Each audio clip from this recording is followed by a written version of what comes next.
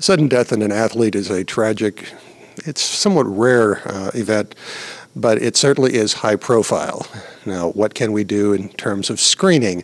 It's been an argument and a debate for some time. There is a paper in JACC, Preventing Sudden Death of Athletes with ECG Screening. What is the absolute benefit and what is the cost? And I'm with Dr. Sami Viskin of Tel Aviv, Sackler School of Medicine. First, let's just talk about the paper. It's the December 4th issue of JACC. What's it about? Well, the whole recommendation in Europe by the European Heart Society about doing mandatory screening of athletes with ECG is based on a single study that was performed in Italy. That was a retrospective study that showed a dramatic reduction in mortality of athletes, a dramatic reduction in sudden death rate in athletes. The relative rate reduction was 75%, and it was claimed that was entirely due to the mandatory use of ECG screening in Italy. There are many problems with that paper, but we took it as a given that it is true, and then we just wanted to calculate how much it would cost to implement a similar strategy in the U.S. at the national level. Because the main issue with the study in Italy is that mandatory screening is repeated on a yearly basis.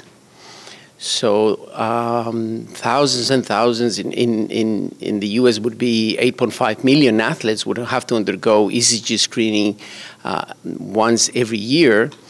And then about 9% we need to undergo additional testing every year that would include anything from echocardiography to cardiac MRI. So the cost of all that would reach a staggering number of $65 billion. And we calculated that the number of lives saved if both athletes and physicians in the States behave in a similar manner as what happened in Italy would save like 4,000 lives over 20 years. So the cost per life saved using this strategy would be $10 million per life saved. And that is assuming that the data from Italy is exactly the way it is presented. Right. Now, in Israel, this is mandated, correct? What do you recommend? I mean, what's the clinical lesson to be learned from this? Okay. First of all, we as physicians ought to recommend screening only for tests that we have already shown by well-performed studies that the given test will identify asymptomatic individuals and will distinguish them from the healthy individuals, and will also provide therapy, and more than that, the therapy at this point where the individual is asymptomatic will improve his prognosis. So there are examples of tests like that. The typical example is measuring of blood pressure, because detecting hypertension in an asymptomatic individual is very likely to prolong his life, prevent stroke, prevent heart attack.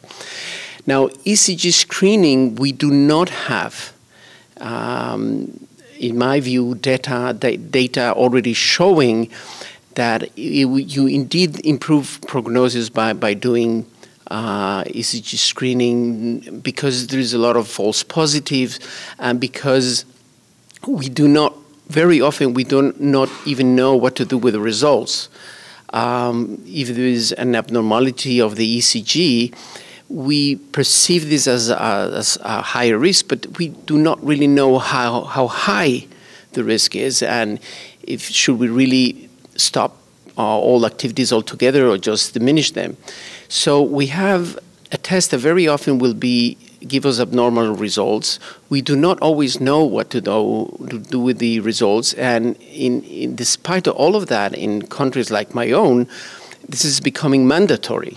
To make it worse, it becomes the responsibility of the doctor, not the athlete, to decide what to do with the results.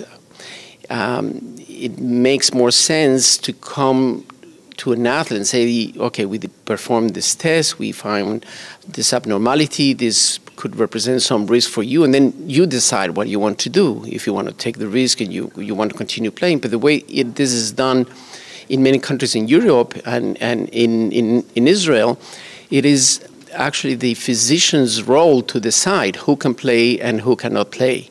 For colonoscopy, it has been shown very clearly that you can reduce the risk of the mortality risk from colon cancer. And we don't have laws mandating individuals, adults, to undergo colonoscopy against their own will. We recommend them that they do. We don't force them to do. And here with athletes, we have a test that has not really been shown by prospective studies or by randomized studies that they improve lives, and we are making this mandatory for all athletes to undergo this ECG screening, which does not make much sense to me. So from a dollar perspective, I think the debate now is going to be at least, if not over, it's going to be partly decided. So the best thing is to try to select high-risk kids and put them through some kind of test. I mean, if they've had a father, for example, who passed away at the age of 35, sudden death, that would certainly raise a red flag. The criticism about the way it is done in the U.S. is that you will miss many cases. But the truth of the matter is that I don't think we have anything better at this stage. So we certainly need more studies, and it's okay to do ECG screening as part of science, as part of an investigational study, but it is too early to make it mandatory for all. This is Dr. Viskin's paper in the December 4th issue of JACC. It is online before print right now. You can go and read Preventing Sudden Death of Athletes with ECG Screening. What is the absolute benefits and what is the cost? For CardioSource World News, I'm Rick McGuire.